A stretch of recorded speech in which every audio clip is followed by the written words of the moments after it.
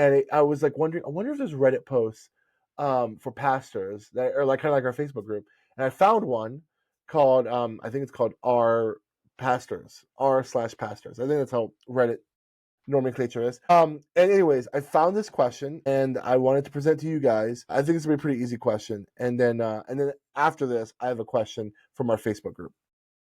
So here's the question from Reddit. Hey everyone, looking for any material that can be used in a leadership development process.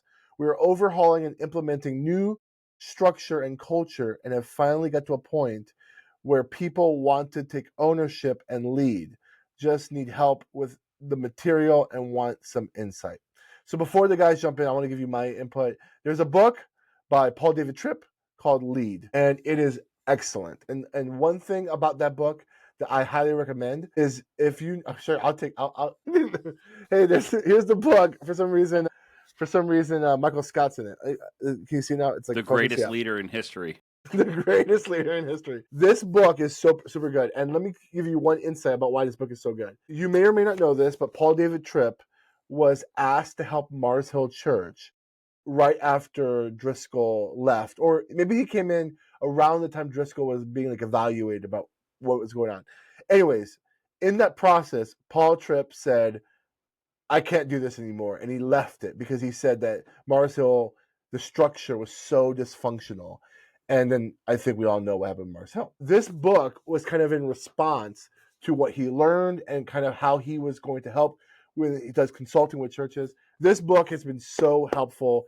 Get Lead, even if you're not in a position to like do a mentoring, raising up leaders, just for you personally to read Lead. If I could give every single person this book as a ministry, we would have a little bit less dysfunctional churches. It's a good book. I've gone through this book with like a dozen different people, and it's been super helpful. Anyways, what other book recommendations do you guys have? Well, I was going to go grab another one off my shelf right here, but The Conviction to Lead by Al Mohler is another one that's just really, really good. There's a lot of things that, I know some people hear the name Al Mohler and they're immediately either all in or all against. I would say that the leadership material in Conviction to Lead is great, whether or not you agree with him on other issues. It's what it talks about. There are some leadership decisions that come with being willing to be the bad guy, being willing to make the hard decisions. And that's kind of what that book is advocating for. So it is behind Lead, my second favorite leadership book written probably this century for churches. I would also recommend Lead, and then I was looking up a couple of titles as well that were required reading for seminary for me, and they were super helpful. I took a church leadership and administration class. The two required readings, the first one I think was probably even more impactful for me, was called Being Leaders: The Nature of Authentic Christian Leadership by Aubrey Malphurs.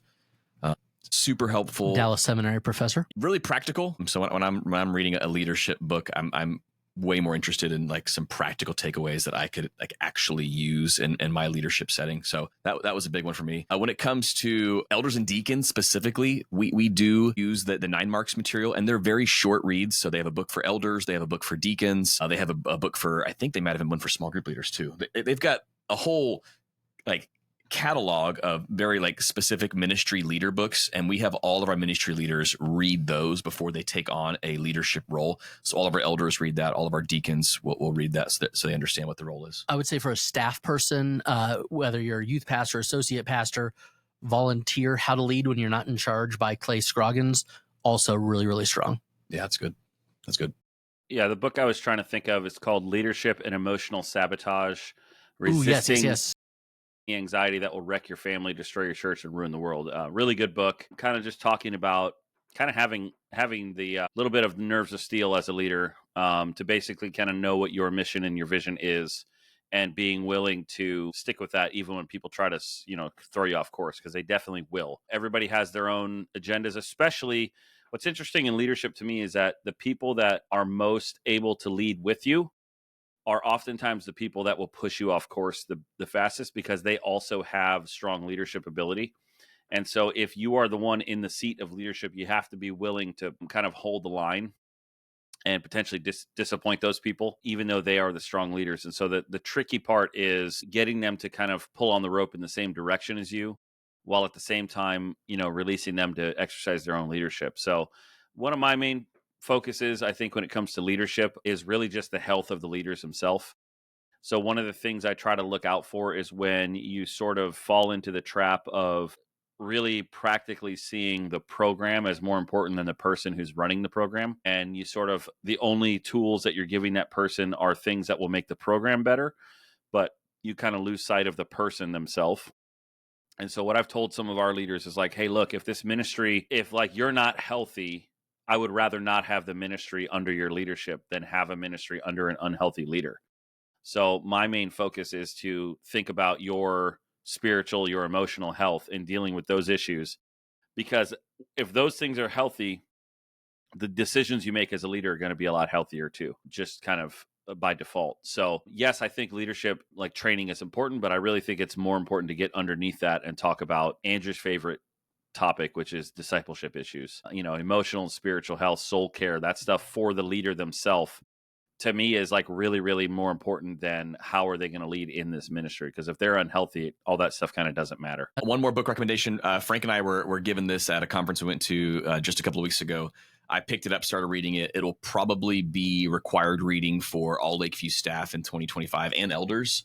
It's been super helpful for me. It's called Crucial Conversations. Not necessarily, I don't know if the author is a believer, but when it comes to the ability to just have difficult conversations with people and understanding like the nuance that's involved when it comes to having these conversations, this book is incredibly helpful. A lot of stats, a lot of data, a lot of research has been poured into this one. So I would say super helpful resource for all leaders. Yeah, I think there's a lot of good recommendations here.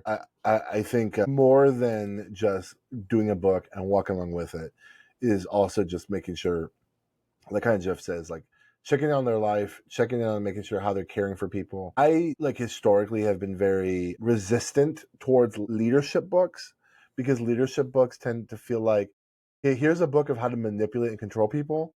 But all these books that we recommended are not that. And I think that like when a good leadership book checks in on the health and the spiritual walk of a person, it will do a lot of good. So anyways, hopefully I'm going to post this in that Reddit thread, and hopefully we gave him a good amount of suggestions.